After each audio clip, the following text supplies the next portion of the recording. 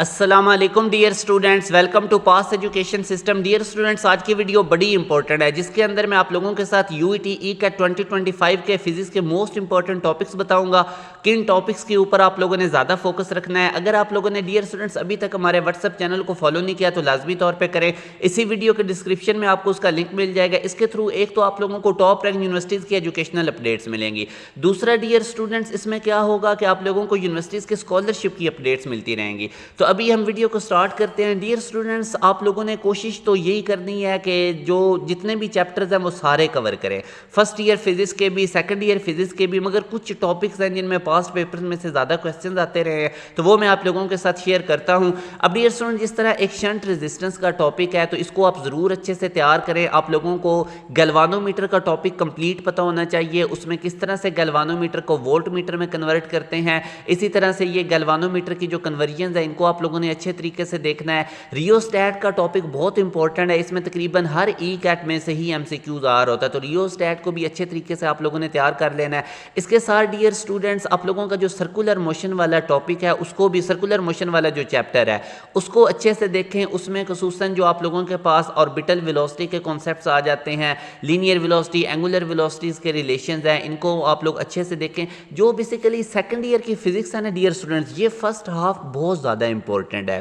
जो second year physics का first half है, खुसूसन जो अल्टरनेटिंग करंट वाला चैप्टर है, हमारे पास इलेक्ट्रोमैग्नेटिक इंडक्शन वाला चैप्टर आ जाता है। ट्रांसफार्मर वाला टॉपिक अंदर बहुत इंपॉर्टेंट है। अब ये ट्रांसफार्मर वाले टॉपिक में बेसिकली ये अब डीसी बैटरी के साथ वर्क नहीं करता, तो वो ट्रांसफार्मर को डीसी बैटरी से कनेक्ट कर देते हैं, पूछते हैं आगे कुछ भी वो पूछ सकते हैं। तो बहरहाल आप लोगों ने ये चीज़ माइंड में रखनी है कि ट्रांसफार्मर सिर्फ alternating current source AC battery के साथ वर्किंग करता है, क्योंकि इसका प्रिंसिपल म्यूचुअल इंडक्शन है। करंट ने चेंज होना होता है तो फिर जाके हमारे पास इंड्यूस्ड ईएमएफ पैदा होती है, डायरेक्ट करंट में करंट वगैरह नहीं चेंज हो रही होती। तो ये डियर स्टूडेंट जो सेकंड ईयर फिजिक्स का फर्स्ट हाफ है ये मोस्ट इंपॉर्टेंट है, इसके ऊपर खुसूसन फोकस रखें। एसी डीसी वोल्टेजेस पता हो, वेलोसिटी के रिलेटेड क्वेश्चंस आते हैं। एवरेज वेलोसिटी क्या होती है, एवरेज वेलोसिटी निकालने के दो मेथड हैं कि जब टाइम कांस्टेंट अंदर हो, टाइम सेम हो तो फिर एवरेज वेलोसिटी किस तरह से निकालनी है, डिस्टेंस कवर्ड सेम हो तो फिर एवरेज वेलोसिटी किस तरह से निकालनी है। तो ये अभी मैं आपको नेक्स्ट स्लाइड्स के अंदर इसकी थोड़ी प्रैक्टिस भी करवाता हूँ।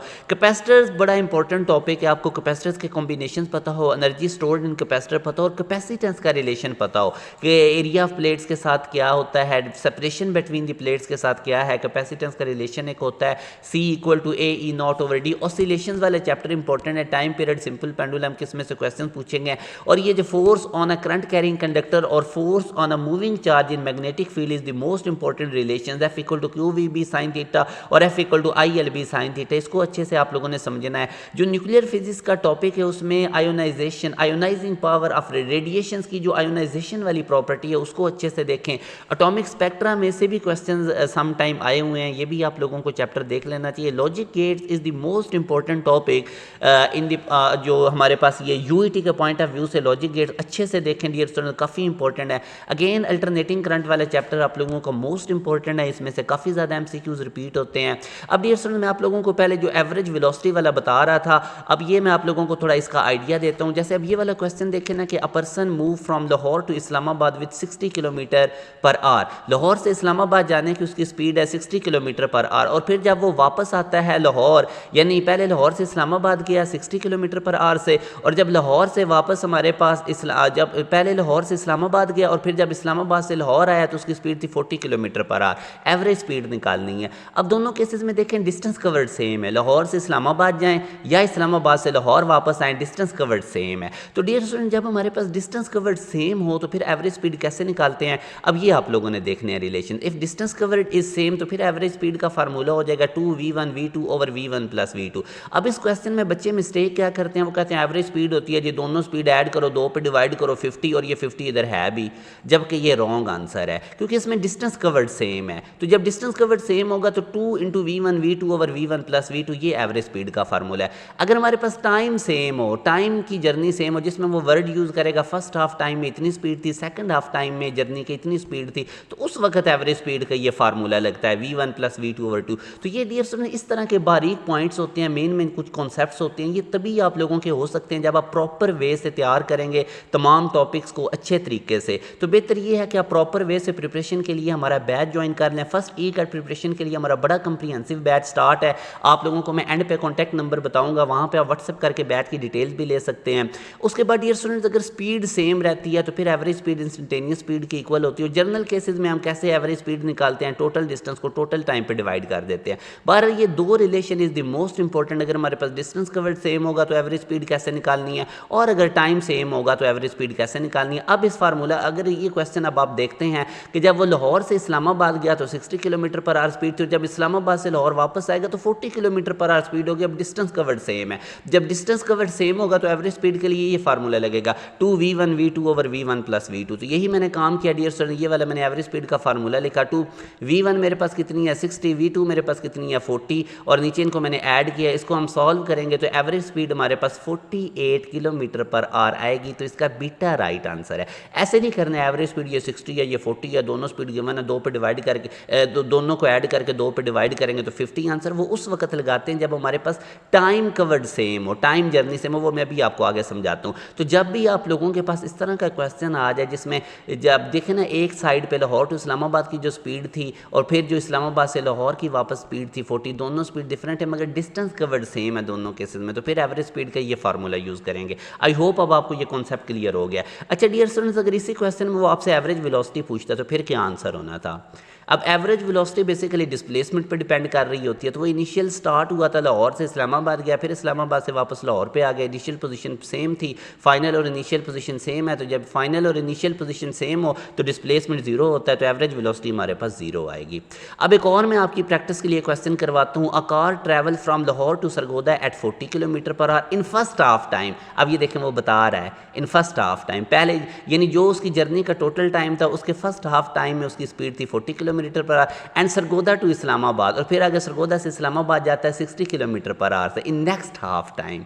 तो अब देखिए अब टाइम सेम है, उसने पूरी जर्नी के फर्स्ट हाफ टाइम की भी बता दी है स्पीड और नेक्स्ट हाफ टाइम की भी स्पीड बता दी है, जबकि अब डिस्टेंस कवर्ड सेम नहीं है। पहले लाहौर टू सरगोदा गया, अगर सरगोदा से इस्लामाबाद चला गया, डिस्टेंस कवर्ड सेम नहीं है, टाइम सेम है, तो एवरेज स्पीड निकालनी है। तो अब ये वाला फार्मूला यूज़ होगा, दोनों स्पीड ऐड करके दो पे डिवाइड कर दें तो हमारे पास आंसर आ जाएगा 50 मीटर पर सेकेंड। अब डियर स्टूडेंट्स इस तरह आप लोगों ने इन टॉपिक्स को तैयार करना है। मैंने सिर्फ आपको समझाया है कि जो ई कैट होता है डियर स्टूडेंट्स इसमें आप लोगों को बड़ा कॉन्सेप्चुअल पढ़ना पड़ता है, तब जाके आपके इसमें अच्छा स्कोर आता है। तो उसके लिए आपको अच्छी खासी एफर्ट करनी पड़ेगी। बेहतर ये है प्रॉपर तैयारी के लिए लाजमी तौर पर आप हमारे बैच का हिस्सा बने। अब इसके साथ डियर स्टूडेंट मैं आगे अगर आपको बताऊँ तो करंट इलेक्ट्रिसिटी वाले चैप्टर इंपॉर्टेंट है, एक्सेलरेशन आपको डिटर्मिनेशन आनी चाहिए, वैक्टर्स के कॉन्सेप्ट आपके बड़े पक्के होने चाहिए, रजिस्टर्स के कॉम्बिनेशन आपको पता हो, सीरीज पैरेलल डायग्राम गिवन हो तो सारा।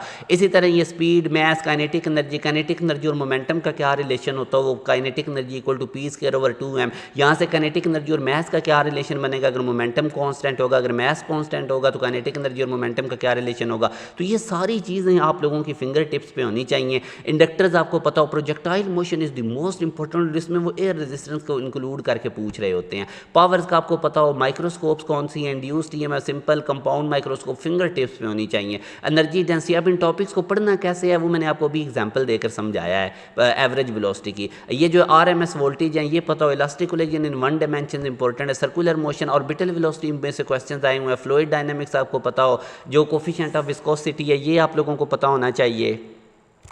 सिंपल हार्मोनिक मोशन वाला टॉपिक इंपॉर्टेंट है, इसमें काइनेटिक एनर्जी में से रिलेशंस आ रहे होते हैं। इसी तरह कार्नो इंजन की एफिशिएंसीज ये पूछी जाती हैं। रेजिस्टर्स मैंने आपको बता दी हैं, कार्बन रेजिस्टेंस इंपॉर्टेंट है, इनको भी देखें, रेजिस्टर्स के कॉम्बिनेशंस देखें। वोल्ट मीटर, गैल्वानोमीटर बड़ा इंपॉर्टेंट है, गैल्वानोमीटर को कैसे एम मीटर वोल्ट मीटर में कन्वर्ट करते हैं ये पता हो। यंग्स डबल स्लिट एक्सपेरिमेंट की बेसिक सारी चीज़ें आपको पता हो। सर्कुलर मोशन में सैटेलाइट्स वाले टॉपिक्स देखें, Charles law, Boyle's law, viscosity coefficient, जो फ्लूइड डायनामिक्स में हिस्टैरिसीस लॉस, इसको आप लोगों ने देखना है।